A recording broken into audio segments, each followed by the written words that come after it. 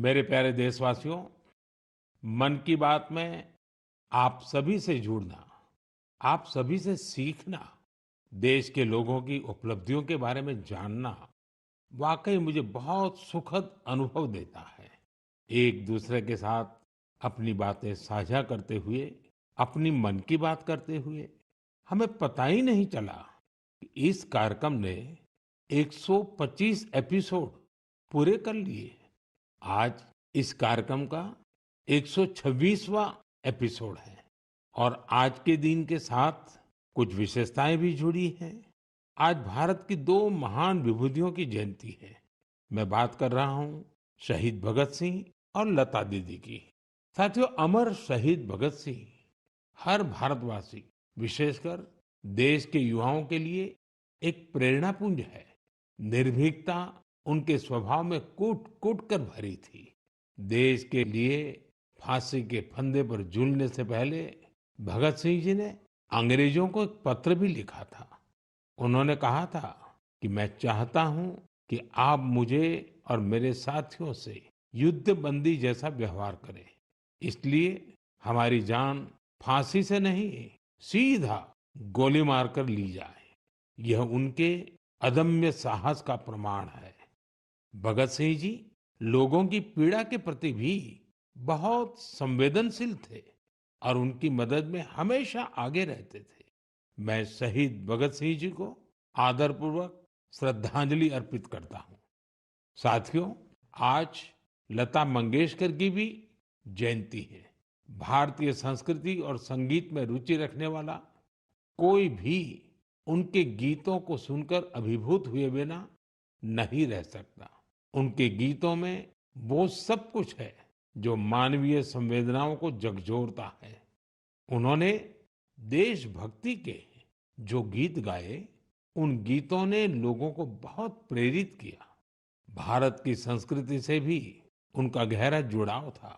मैं लता दीदी के लिए हृदय से अपनी श्रद्धांजलि प्रकट करता हूँ।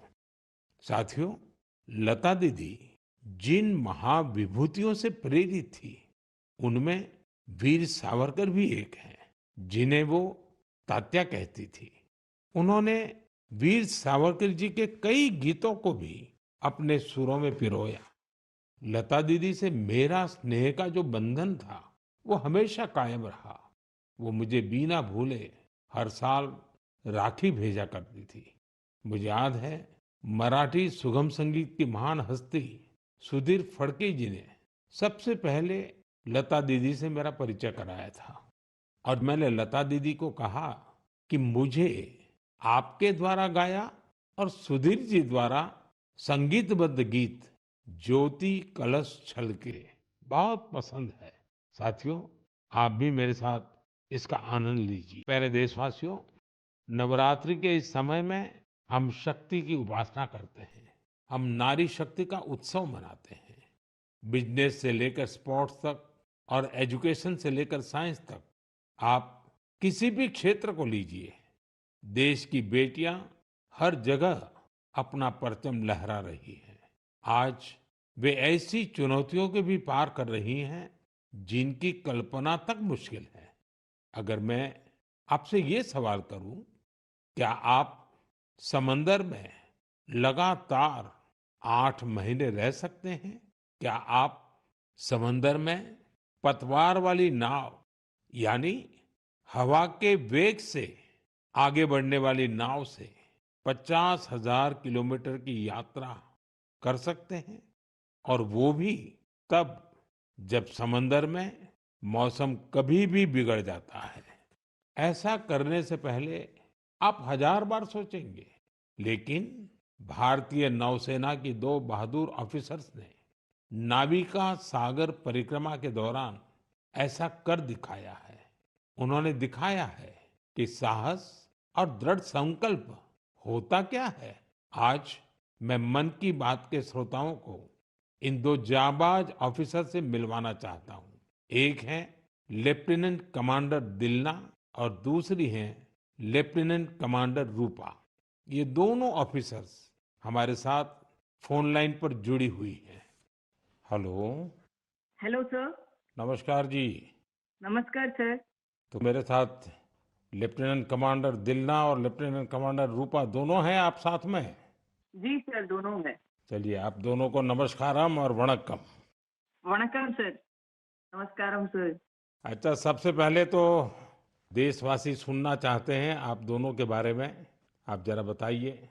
सर मैं लेफ्टिनेंट कमांडर दिलना हूँ और मैं इंडियन नेवी में लॉजिस्टिक्स कैडर से हूँ सर। मैं नेवी में 2014 में कमीशन हुई थी सर और मैं केरला में कोझिकोड से हूँ। सर मेरा फादर आर्मी में थे और मेरा मदर हाउसवाइफ है। मेरा हस्बैंड भी इंडियन नेवी में ऑफिसर है सर और मेरा सिस्टर एनसीसी में नौकरी करती है। जय हिंद सर। मैं लेफ्टिनेंट कमांडर रूपा हूँ और मैं navy 2017 naval armament inspection cadre में ज्वाइन किया है और मेरे फादर तमिलनाडु से है और मेरे मदर पौंडीचेरी से है। मेरे फादर एयरफोर्स में थे सर। एक्चुअली डिफेंस ज्वाइन करने के लिए मुझे उनसे ही प्रेरणा मिली और मेरी मदर होम मेकर थी। अच्छा दिलना और रूपा, आपसे मैं जानना चाहूंगा कि आपकी जो सागर परिक्रमा में आपका एक्सपीरियंस देश सुनना चाहता है। और मैं पक्का मानता हूँ ये कोई सरल काम नहीं है, कई कठिनाइयाँ आई होगी, बहुत मुश्किलें आपको पार करनी पड़ी होगी। जी सर, मैं आपको ये बोलना चाहती हूँ कि लाइफ में सर एक बार हमें ऐसा मौका मिलता है जो हमारी जिंदगी बदल देती है सर। और ये सर्कम नेविगेशन वो हमारे लिए ऐसी एक अपॉर्चुनिटी थी जो इंडियन नेवी और इंडियन गवर्नमेंट ने हमें दिया है। और इस एक्सपेडिशन में हम लगभग 47,500 किलोमीटर सेल किया सर। हमने 2 अक्टूबर 2024 को निकला गोवा से और 29 मई 2025 को वापस आया। और इस एक्सपेडिशन हमें कंप्लीट करने के लिए 238 डेज लगे सर। और 238 डेज हम सिर्फ दोनों थे सर इस बोट पे। हम्म। और सर एक्सपेडिशन के लिए हमने 3 साल की तैयारी की, नेविगेशन से लेके कम्युनिकेशन, इमरजेंसी डिवाइसेस को कैसे ऑपरेट करना, डाइविंग कैसे करते हैं और बोट में कुछ भी तरह की इमरजेंसी हो जैसे मेडिकल इमरजेंसी से हो कैसे मैनेज करना, ये सब के बारे में हमें इंडियन नेवी ने ट्रेनिंग दिया सर। और इस यात्रा में सबसे मेमोरेबल मोमेंट में बोलना चाहती हूँ सर कि हमने भारत की झंडा पॉइंट नीमो पर लहराया सर। सर पॉइंट नीमो दुनिया की सबसे रिमोटेस्ट लोकेशन पे है सर। वहाँ से सबसे पास कोई इंसान है तो वो इंटरनेशनल स्पेस स्टेशन में है। और वहाँ पे एक सेल बोट में पहुँचने वाला पहला भारतीय और पहला एशियन और दुनिया के पहला इंसान हम बने सर। और ये हमारे लिए गर्व की बात है सर। वाह, बहुत बहुत बधाई आपको। Thank you sir. आपके साथी भी कुछ कहना चाहते हो? सर मैं ये कहना चाहती हूँ कि ये सेल बोट से ये दुनिया का सर्कम नेविगेशन जो किया है उनका नंबर माउंट एवरेस्ट पहुंचने वाला के नंबर से बहुत कम है। और एक्चुअली जो सेल बोट से अकेले जो सर्कम नेविगेशन करते हैं उनके नंबर जो स्पेस में गए हैं उनके नंबर से भी बहुत कम है। अच्छा, इतनी कॉम्प्लेक्स जर्नी के लिए बहुत टीम वर्क की जरूरत होती है और वहाँ तो टीम में आप दो ही ऑफिसर्स थे। आप लोगों ने कैसे मैनेज किया इसको?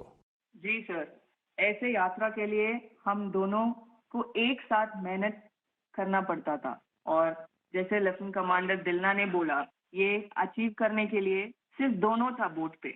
और हम बोट रिपेयरर थी, इंजन मैकेनिक थी, sail maker, medical assistant, cook, cleaner, diver, navigator और सब कुछ एक साथ बनना पड़ता था।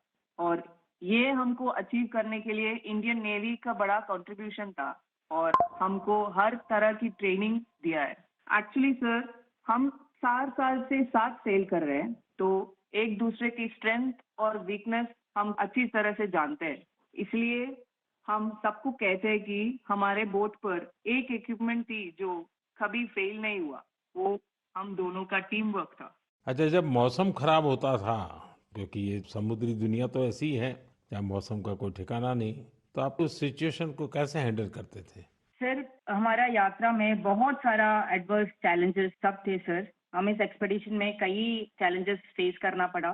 स्पेशली सर सदर्न ओशन में हमेशा मौसम बुरा होता है। हमें 3 तूफानों को भी फेस करना पड़ा। और सर हमारा बोट सिर्फ 17 मीटर का है और लेंथ में उसका विड्थ है सिर्फ 5 मीटर। तो कभी कभी कुछ लहरें आती थी जो 3 स्टोरी बिल्डिंग से भी बड़ी थी सर। और हमने बहुत ज्यादा गर्मी और बहुत ज्यादा सर्दी दोनों फेस किया है हमारे जर्नी में। अंटार्कटिका में सर जब हम सेल कर रहे थे, हमारा टेम्परेचर 1 डिग्री सेल्सियस और 90 किलोमीटर पर आवर का हवा दोनों एक साथ हमको सामना करना पड़ा था। और हमने ठंड से बचने के लिए 6 to 7 लेयर कपड़े एक साथ पहनते थे और पूरा सदर्न ओशियन हमने ऐसी 7 लेयर ऑफ क्लोथिंग से किया सर। एंड कभी कभी हम गैस स्टव लेके हमारा हाथ को गर्म करते थे सर। और कभी ऐसे सिचुएशंस भी होते हैं जब हवा बिल्कुल नहीं होता है और हम सेल्स पूरा नीचे करके हम ड्रिफ्ट होते रहते हैं। और ऐसे वाले सिचुएशन में एक्चुअली सर हमारे पेशेंस टेस्ट होता है। लोगों को सुन करके भी बहुत हैरानी होगी कि हमारे देश की बेटियां ऐसा कष्ट उठा रही हैं। अच्छा, इस परिक्रमा के दौरान आप अलग-अलग देशों में रुकती भी रही। वहाँ क्या एक्सपीरियंस होता था जब भारत की 2 बेटियों को लोग देखते होंगे तो उनके मन में बहुत सारी बातें रहती होगी? जी सर, हमको बहुत अच्छा एक्सपीरियंस मिला सर। हमने 8 महीनों में 4 जगह पे रुकी थी sir. Australia, New Zealand, port Stanley और साउथ अफ्रीका सर। हर जगह पे एवरेज कितना समय रुकना होता था? सर हमने 14 डेज स्टे किया सर, एक जगह पे। एक जगह पे 14 डेज। Correct sir. और सर हमने दुनिया के हर कोने में भारतीय को देखे सर। वो भी बहुत एक्टिव और बहुत कॉन्फिडेंस के साथ भारत का नाम रोशन कर रहे हैं। और हमको ऐसे लगा कि हमारा जो सक्सेस है सर, वो अपना भी सक्सेस समझते थे। एंड हर जगह पे हमें अलग अलग एक्सपीरियंस मिला। जैसे ऑस्ट्रेलिया में वेस्टर्न ऑस्ट्रेलियन पार्लियामेंट के स्पीकर ने हमें बुलाया, वो हमें बहुत मोटिवेट किया सर। और हमेशा ये ऐसे सब चीज होता है सर, हमें बहुत गर्व होता था। और जब न्यूजीलैंड में गए तब माओरी लोगों ने हमें स्वागत किया और हमारा भारतीय कल्चर के लिए बहुत रेस्पेक्ट दिखाया सर। एंड एक इम्पॉर्टेंट चीज है सर, पोर्ट स्टैनली एक रिमोट आइलैंड है सर, वो साउथ अमेरिका के पास है। वहाँ पे टोटल पॉपुलेशन सिर्फ 3500 है सर। लेकिन वहाँ हमने एक मिनी इंडिया देखा। एंड वहाँ पे 45 इंडियंस थे। उन्होंने हमें अपना समझा और हमें घर जैसा महसूस कराया सर। अच्छा, देश की उन बेटियों के लिए आप दोनों क्या मैसेज देना चाहेगी जो आपकी तरह ही कुछ अलग करना चाहती हैं?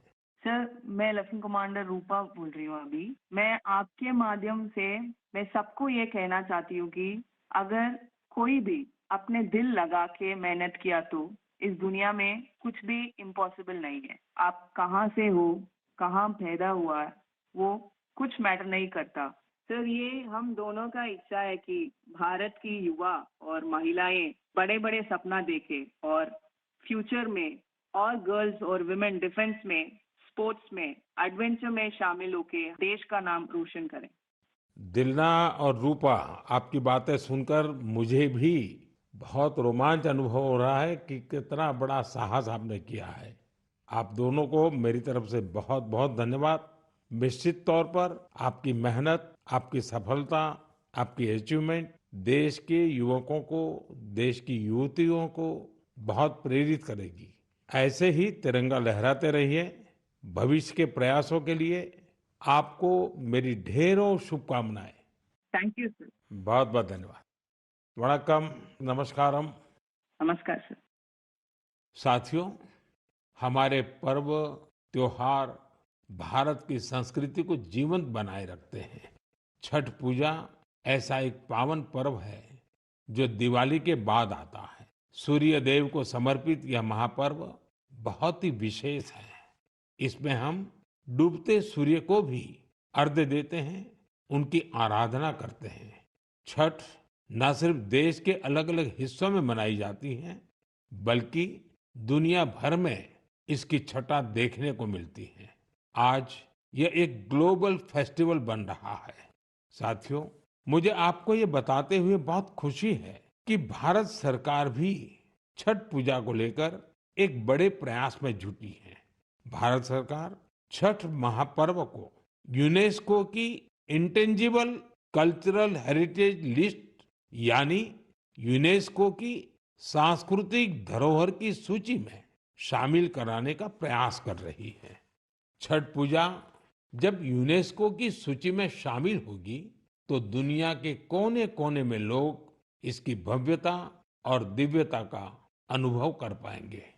साथियों, कुछ समय पहले भारत सरकार के ऐसे ही प्रयासों से कोलकाता की दुर्गा पूजा भी यूनेस्को की इस लिस्ट का हिस्सा बनी है।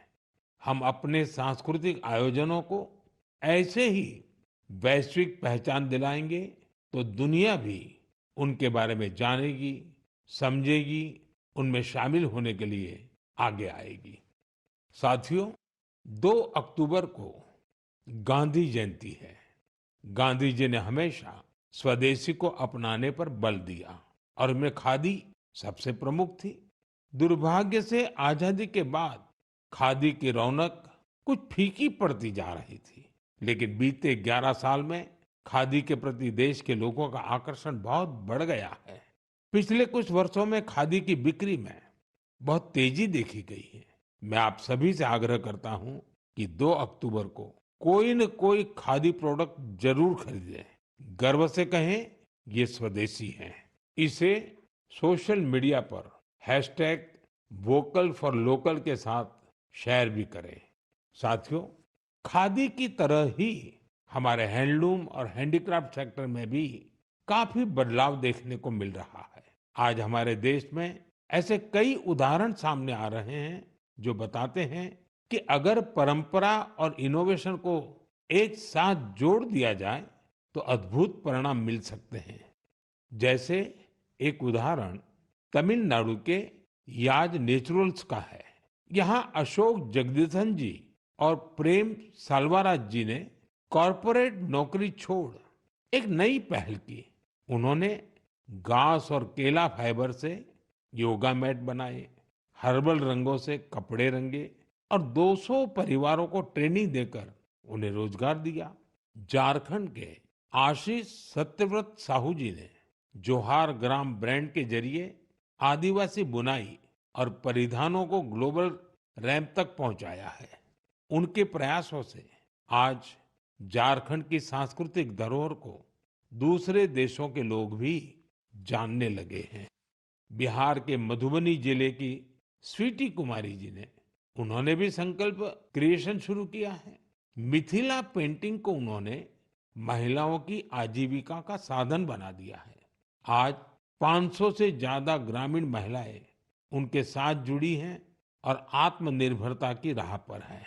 सफलता की ये सभी गाथाएं हमें सिखाती हैं कि हमारी परंपराओं में आय के कितने ही साधन छिपे हुए हैं। अगर इरादा पक्का हो तो सफलता हमसे दूर नहीं जा सकती। मेरे प्यारे देशवासियों, अगले कुछ ही दिनों में हम विजयादशमी मनाने वाले हैं। इस बार विजयादशमी एक और वजह से बहुत विशेष है। इसी दिन राष्ट्रीय स्वयंसेवक संघ की स्थापना के 100 वर्ष हो रहे हैं। एक शताब्दी की ये यात्रा जितनी अद्भुत है, अभूतपूर्व है, उतनी ही प्रेरक है। आज से 100 साल पहले जब राष्ट्रीय स्वयंसेवक संघ की स्थापना हुई थी, तब देश सदियों से गुलामी की जंजीरों में बंधा था। सदियों की इस गुलामी ने हमारे स्वाभिमान और आत्मविश्वास को गहरी चोट पहुंचाई थी। विश्व की सबसे प्राचीन सभ्यता के सामने पहचान का संकट खड़ा किया जा रहा था। देशवासी हीन भावना का शिकार होने लगे थे। इसलिए देश की आजादी के साथ साथ ये भी महत्वपूर्ण था कि देश वैचारिक गुलामी से भी आजाद हो।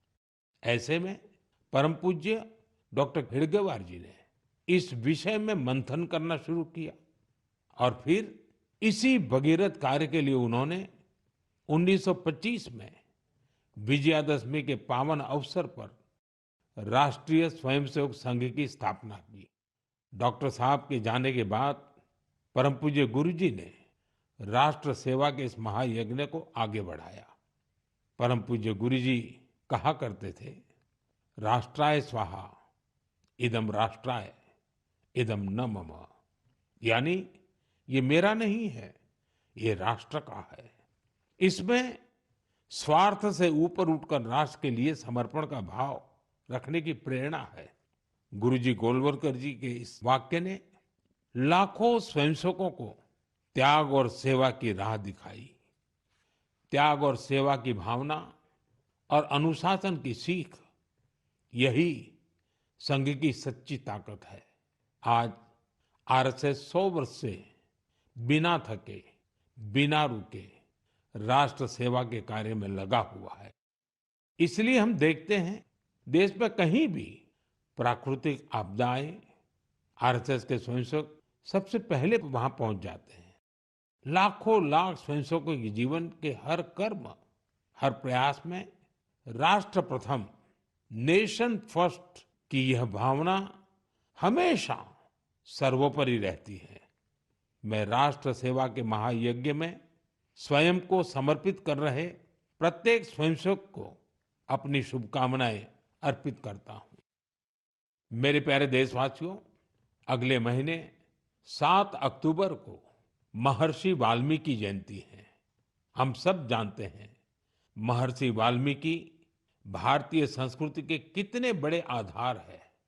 ये महर्षि वाल्मीकि ही थे जिन्होंने हमें भगवान राम की अवतार कथाओं से इतने विस्तार से परिचित करवाया था। उन्होंने मानवता को रामायण जैसा अद्भुत ग्रंथ दिया। साथियों, रामायण का ये प्रभाव उसमें समाहित भगवान राम के आदर्शों और मूल्यों के कारण है। भगवान राम ने सेवा, समरसता और करुणा से सबको गले लगाया था। इसलिए हम देखते हैं, महर्षि वाल्मीकि के रामायण के राम माता शबरी और निषाद राज के साथ ही पूर्ण होते हैं। इसलिए साथियों, अयोध्या में जब राम मंदिर का निर्माण हुआ तो साथ में निषाद राज और महर्षि वाल्मीकि का भी मंदिर बनाया गया है। मेरा आपसे आग्रह है, आप भी जब अयोध्या में रामलला के दर्शन करने जाएं तो महर्षि वाल्मीकि और निषाद राज मंदिर के दर्शन जरूर करें। मेरे प्यारे देशवासियों, कला, साहित्य और संस्कृति की सबसे खास बात होती है कि ये किसी एक दायरे में बंधी नहीं होती। इनकी सुगंध सभी सीमाओं को पार कर लोगों के मन को छूती है।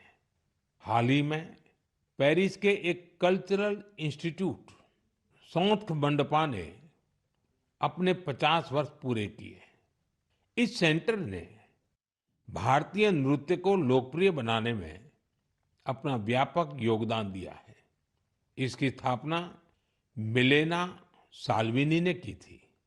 उन्हें कुछ वर्ष पहले पद्मश्री से सम्मानित किया गया था। मैं सौंथ मंडपा से जुड़े सभी लोगों को बहुत बधाई देता हूं और भविष्य के प्रयासों के लिए उन्हें शुभकामनाएं देता हूं। साथियों, अब मैं आपको 2 छोटी ऑडियो क्लिप सुना रहा हूं। इन पर ध्यान दीजिएगा। दयालु सित किन सितना मिनिहा कौरुंदो मसबंदे मिनिहा गन सुंदिने नैनु वेदो बिंद कुदु सितुवे दयालु सित किन सितना मिनिहा कौरुंदो मसबंदे मिनिहा गन सुंदिने। अब दूसरी क्लिप भी सुनिए। மனிதன் மனிதனுக்கா இல்லையே மற்றதுதான் இங்கு கவலைப்படும்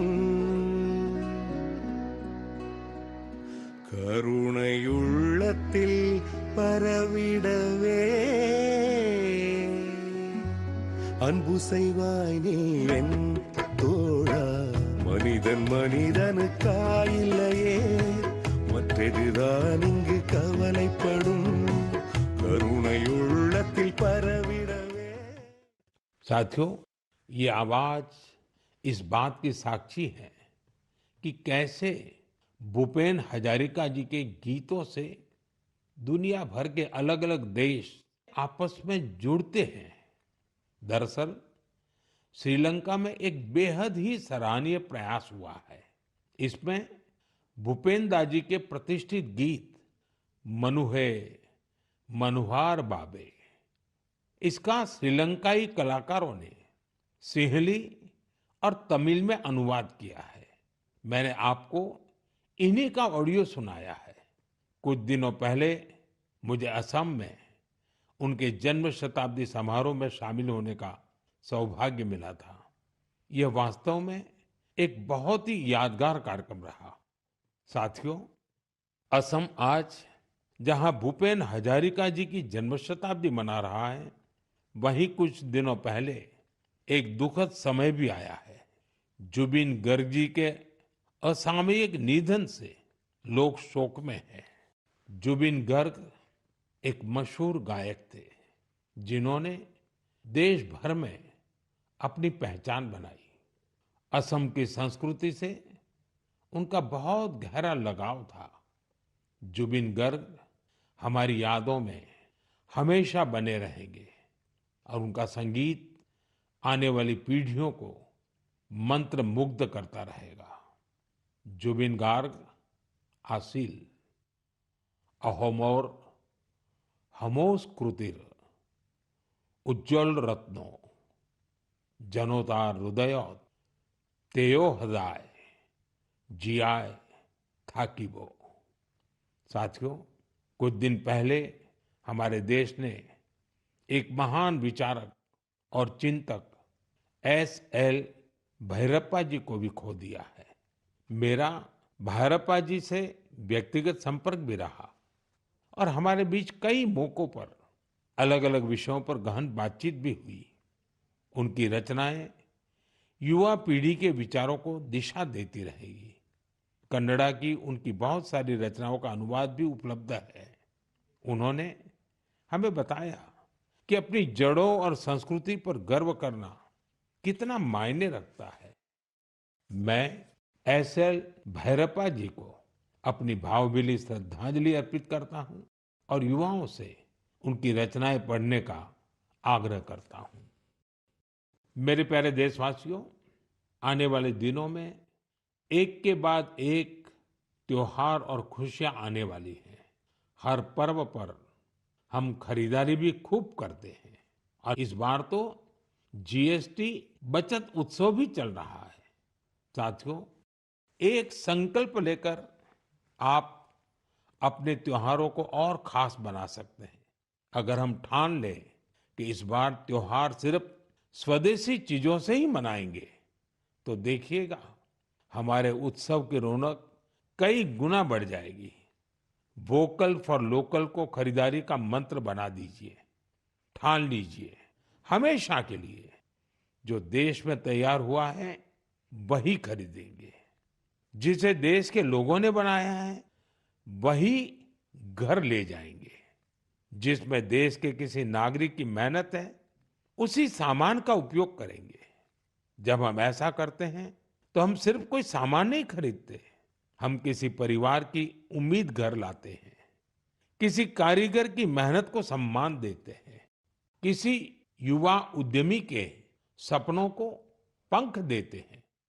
साथियों, त्योहारों पर हम सब अपने घर की सफाई में जुट जाते हैं, लेकिन स्वच्छता सिर्फ घर की चार दीवारी तक सीमित न रहे। गली, मोहल्ला, बाजार, गांव, हर जगह पर सफाई हमारी जिम्मेदारी बने। साथियों, हमारे यहाँ ये पूरा समय उत्सवों का समय रहता है और दिवाली एक प्रकार से महाउत्सव बन जाता है। मैं आप सबको आने वाली दीपावली की भी बहुत बहुत शुभकामनाएं देता हूं, लेकिन साथ साथ फिर से दोहराऊंगा, हमें आत्मनिर्भर बनना है, देश को आत्मनिर्भर बना करके ही रहना है और उसका रास्ता स्वदेशी से ही आगे बढ़ता है। साथियों, मन की बात में इस बार इतना ही। अगले महीने फिर नई गाथाओं और प्रेरणाओं के साथ मुलाकात करूंगा। तब तक आप सबको शुभकामनाएं। बहुत बहुत